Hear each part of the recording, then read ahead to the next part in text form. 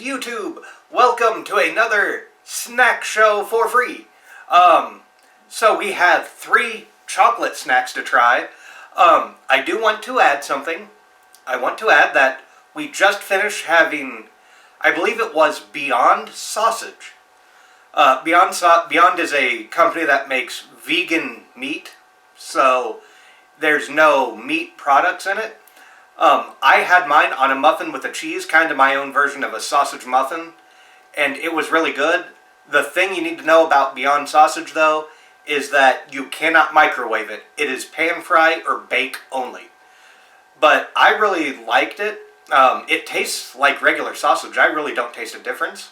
What do you think? I agree. I put cheese on mine, and it tasted just like a regular sausage to me. And it wasn't, for you, it's not as spicy as regular sausage, and maybe it's the grease too. It's not as greasy. Mm-hmm. This doesn't upset your stomach nearly as much, which is why we tried it. Because we do eat meat sometimes. We're not vegans. But it's a really good option if you're wanting to dip your toe in that world. Yes. And Beyond, we've bought a lot of Beyond products and Impossible products lately. Mainly because there are less grease in them.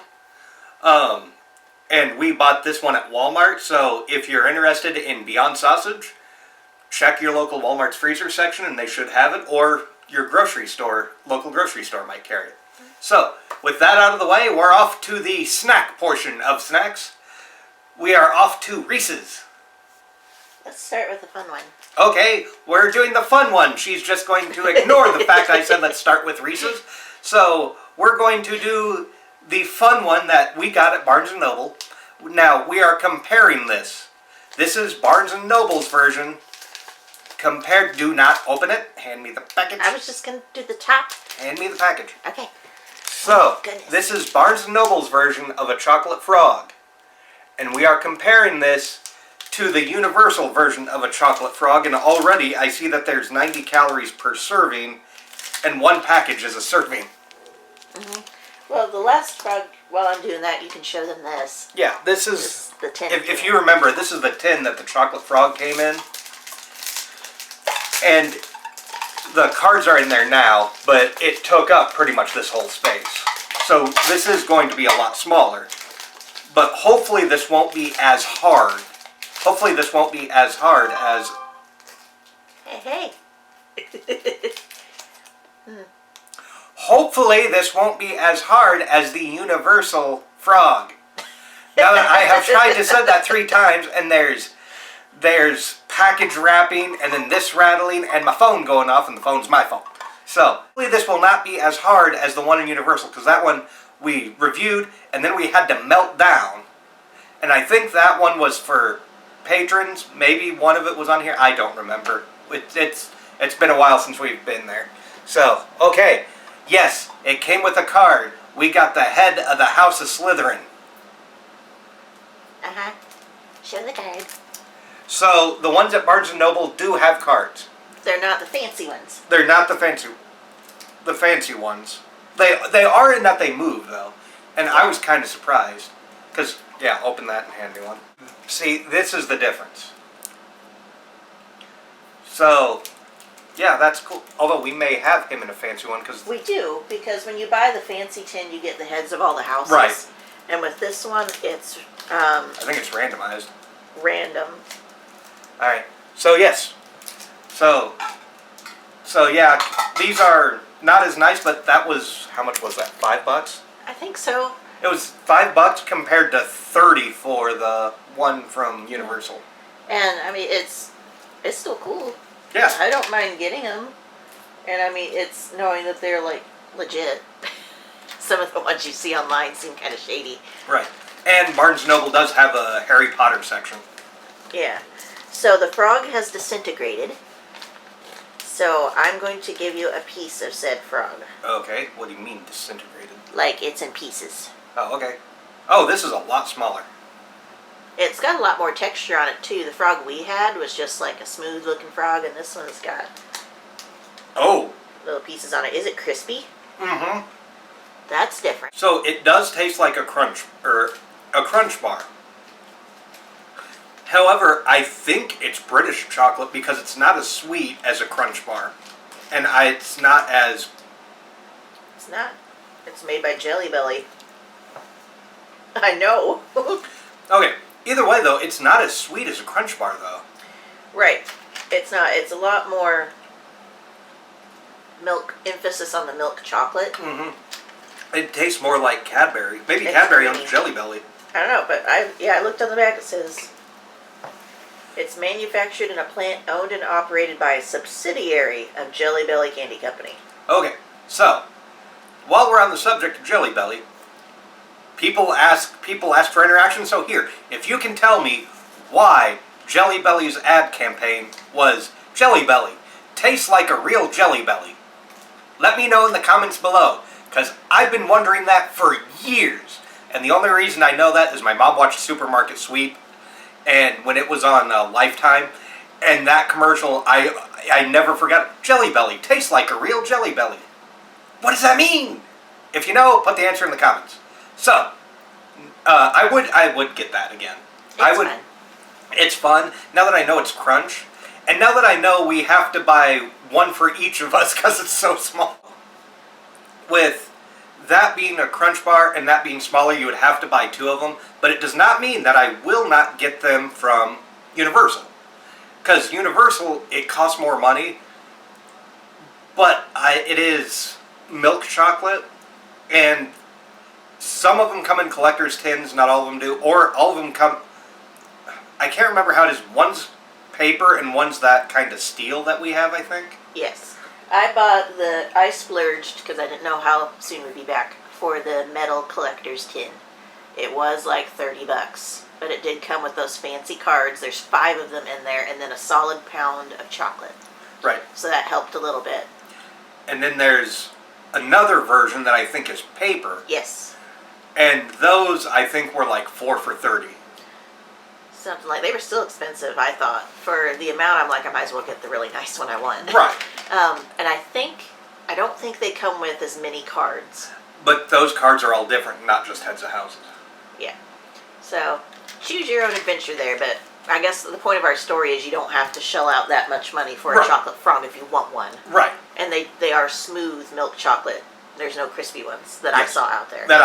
Now, the other tip we will give you if you are in Universal, Barnes & Noble would be the better option. We mentioned we got this at Barnes & Noble, but I don't think we mentioned we got it at the bakery section. Is that the best place? The Farbucks, the fake Starbucks in there. I don't think we mentioned that. That is where we got it. There is a Harry Potter section somewhere, probably at your local Barnes & Noble too.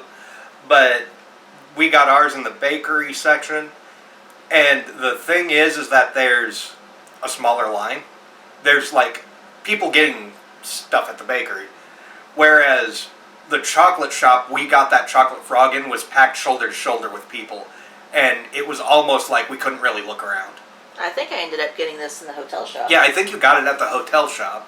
Which was a nice option. Yes. That's the other thing with Universal is if the thing you want in a park is too busy, check your local hotel, check the hotel you're staying at's shop if you're on property, and chances are they might have it so you're not packed shoulder to shoulder.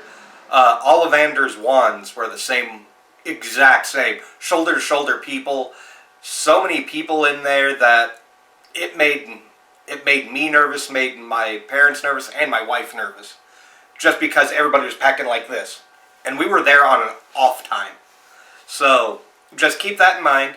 But, overall, I would recommend the one from Barnes & Noble. Like I said, it's a bit cheaper and probably more local if you can't make it to Universal. Next up, we're doing Reese's. We're going to do creamy first. So, we were at our local grocery store. Do you want me to open it first? No! Okay.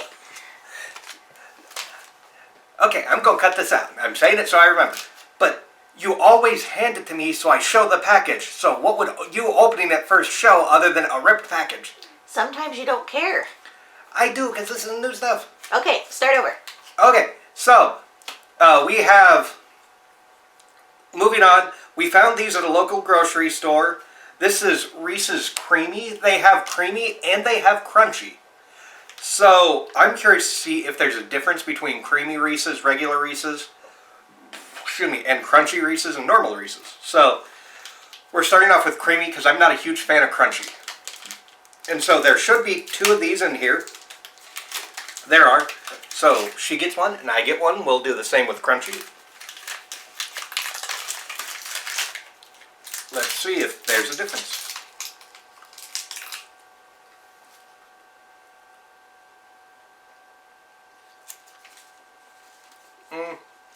Not really. It doesn't taste that much different than a regular Reese's. The flavor is pretty much identical, but I don't know if it's just my mind playing tricks on me, but it does taste like the peanut butter is a bit smoother. Mm-hmm. I was thinking that too. Which is really nice. It's not as, you know how in regular Reese's it's a little almost like powdery, yeah, dry. This isn't like that. So it's really nice. It is. But I don't really taste a huge difference. That's good. Yeah, I don't taste a huge difference either. Other than, like she said, I thought it was a bit creamier as well. But it's not, like, I thought the picture shows, like, if you bite into it, creamy peanut butter comes out. And when I bit into it, it was solid. And there is a cat pawing under the door. So I like this. I would get it again if I can find it, because I do like the flavor of this more than a regular Reese's. But I'm a Reese's peanut butter person, so next up, we have Reese's Crunchy.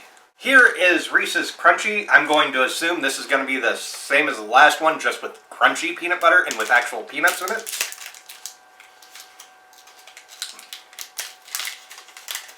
Ooh, yeah. So I didn't show the last one because it looked normal, but you can actually see the peanut in this.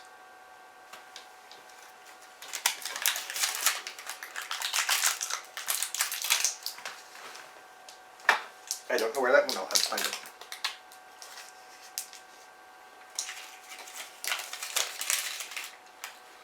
This is a bit more bitter chocolate than,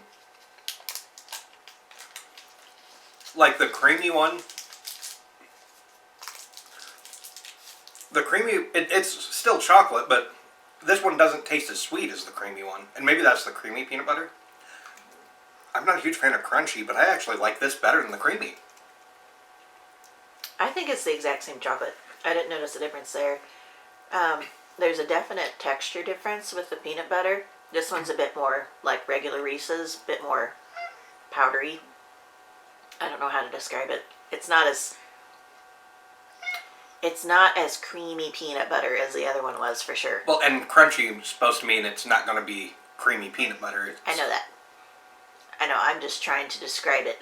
But it's not like chock full of peanuts. No. It's nice. It's kind of like the texture of those Butterfingers. Whenever they had like peanut butter cup equivalents of Butterfingers. Oh yes, yeah, like the Butterfinger cups. Yes. Now, I like the crunchy a bit more because, like I said, it's not as sweet as the creamy one. But yeah, these were nice. I'd get them again. I think they're a limited time though. Again, these were found at a local grocery store. So, if I were to rank them, the crunchy Reese's is first, the creamy Reese's is second, and the chocolate frog is third. And it's not because I don't like the chocolate frog.